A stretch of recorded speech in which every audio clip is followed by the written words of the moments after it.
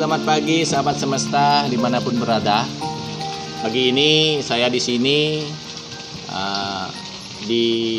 tepatnya di Adi Dharma Pool Bar and Restaurant, dan juga di sini akan dijadikan salah satu tempat untuk retreat spiritual, bukan begitu? Dan beliau sendiri adalah owner dari Adi Dharma Pool Bar and Restaurant dan Healing Center di sini.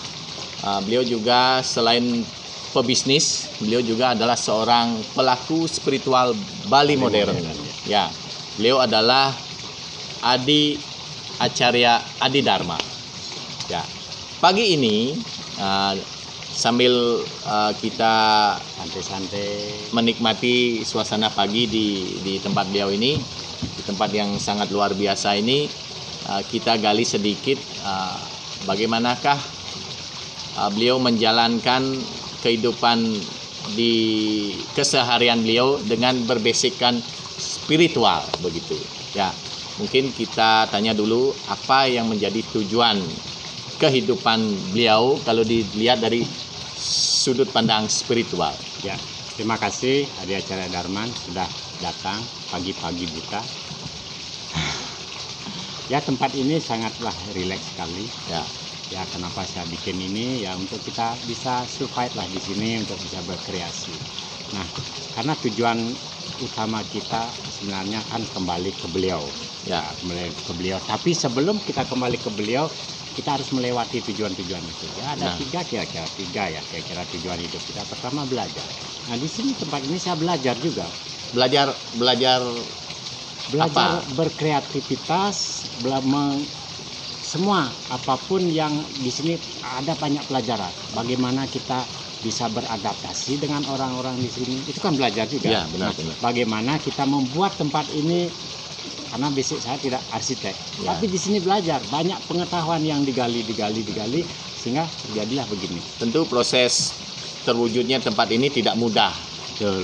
Perlu dana yang cukup besar, ya. Dan selain materi juga membutuhkan pemikiran yang cukup jernih. Ya, betul. Ya, di sini mungkin apa peran kesadaran di sini ketika dalam proses sampai terwujudnya tempat yang luar biasa ini, di mana posisi kesadaran apakah berperan cukup besar dalam proses menjadikan tempat ini seperti saat ini? Ya, begini. Awalnya saya tidak berpikir sampai terwujud begini. Tetapi dengan kesadaran bahwa apapun yang kita inginkan, kalau kita sadari bahwa itu pasti terwujud. Tapi itu perlu proses. Nah, prosesnya apa? Pertama, tadi dibahas masalah pendanaan. Karena banyak punya uang, tetapi dengan etikat yang baik, tujuan yang baik. Apa nanti tujuan? Alam semesta ini sudah menyediakan. Benar. Nah, satu contoh. Awal pandemi ini saya ada uang, tetapi ada dari pihak-pihak yang ya istilahnya perbankan menyodorkan, ini Adi Acarya ada begini, mau enggak? Kayaknya ini harus dipikirkan dulu. Tapi terlalu banyak berpikir, kadang banyak stres. Benar. Nah, akhirnya oke, saya eksekusi ini, saya ambil. Nah, akhirnya dari modal sedikit itu berjalan dengan waktu, ada lagi modal-modal. Ternyata di sisi lain ada dana yang harus saya putar. Ya, karena saat COVID ini pekerjaan yang dulu itu sarana yang dulu itu kita tidak bisa pakai, sehingga mubazir tidak diamkan. Nah, di kesadaran di sana bagaimana kita bisa mengeksekusi atau memutuskan suatu modal yang pasif itu menjadi aktif. Ya, nah, disinilah kesadaran yang timbul. Karena kebanyakan, mungkin saya dulu ada ketakutan. Tapi dengan kesadaran bahwa ini adalah semua datang dari alam semesta, kita harus kembali ke alam semesta, tidak apa. Tetapi prosesnya itu di dalamnya itu kita harus bermakna. Nah, inilah suatu keberanian harus memutuskan.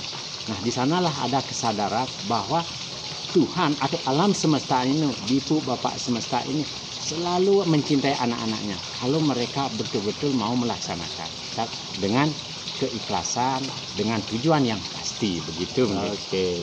Jadi beliau di sini di masa pandemi ini tentunya keuangan siapapun ini pasti mengalami bantingan atau penurunan.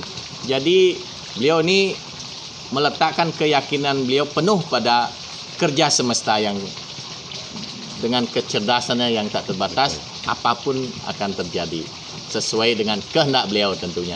Dan mungkin di sini bagaimana gambaran Adi Acarya tentang tujuan hidup berikutnya?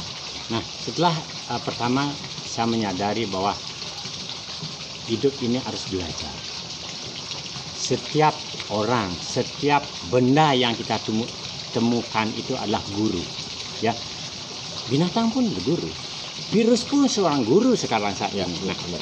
Nah, timbullah tujuan yang kedua. Bagaimana kita ikut serta menciptakan atau membantu alam semesta ini mewujudkan tujuan beliau. Sekarang seperti contoh, sekarang zaman COVID ini banyak orang terpuruk. Benar. Bukan terpuruk masalah ekonomi saja, masalah kesehatan, masalah pemikiran-pemikiran yang sangat ruwet, sangat kompleks. Karena sekarang banyak ditutup, ekonomi tidak jalan. Nah, disinilah saya sendiri menemukan kesadaran lagi bahwa bagaimana kita membantu alam semesta ini untuk bekerja, membuat suasana yang lebih baik lagi, minimal kepada orang-orang yang terdekat, anak, istri, sepupu, teman-teman. Nah, disinilah setelah yang membuat ini, yang temukan kesadaran. Di sini saya membantu secara individual, saya bisa membantu orang-orang yang tidak punya pekerjaan. Suatu contoh, saya punya beberapa anak buah dulu tidak bekerja. Kalau dia ke kampung, dia tidak punya tanah.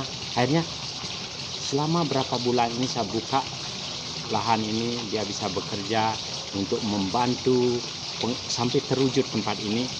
Nah, disinilah yang menyadari bahwa yang bisa juga membantu Tuhan kecil yang ada di setiap insan manusia untuk bisa menghidupi keluarganya, ekonominya bisa jalan. Berarti tujuan kedua yang Tiang lakukan itu membantu alam semesta untuk mewujudkan alam semesta ini baik, kembali normal, bisa Tiang wujudkan melalui individu-individu yang ada di sekitar Tiang. Oke, jadi sederhananya, bahasa sederhananya itu beliau mendedikasikan diri beliau sebagai alatnya Tuhan. Betul. Ya, membantu Tuhan, bekerja untuk Tuhan dan menjadikan tempat ini sebagai sarana Tuhan, bagian dari alam semesta untuk membantu sahabat-sahabat yang membutuhkan lapangan pekerjaan. Tentunya juga ini akan berdampak luas untuk mensupport perekonomian dari para karyawan dan sahabat dekat lainnya. Oke. Dan kita simak kembali apa yang menjadi tujuan akhir dari kalau mau bilang tujuan akhir yang jelas kita menuju kedamaian, menyatu kepada beliau. Tetapi penyatuan itu tidak serta-merta pada saat kita mati saja. Benar. Bagaimana kita saat ini menyadari hidup ini kita bisa menyatu dengan beliau yang namanya Moksatam Jagadika. Ya, saat ini. Nah, bagaimana? Setelah nanti terwujud, banyak teman-teman atau relasi yang datang ke sini yang dulu di luar sana mungkin mengalami suatu masalah, dengan datang ke sini dia bisa damai. Dengan kedamaian, dengan kesadaran yang sangat tinggi, mereka akan mendapatkan suatu kebahagiaan. Nah, saat di mana tempat bahagia, di sanalah dia akan menyatu dengan alam secara duniawi. Nah, kemudian bila tujuan akhir jelas moksa di kemudian hari, dalam arti setelah meninggal.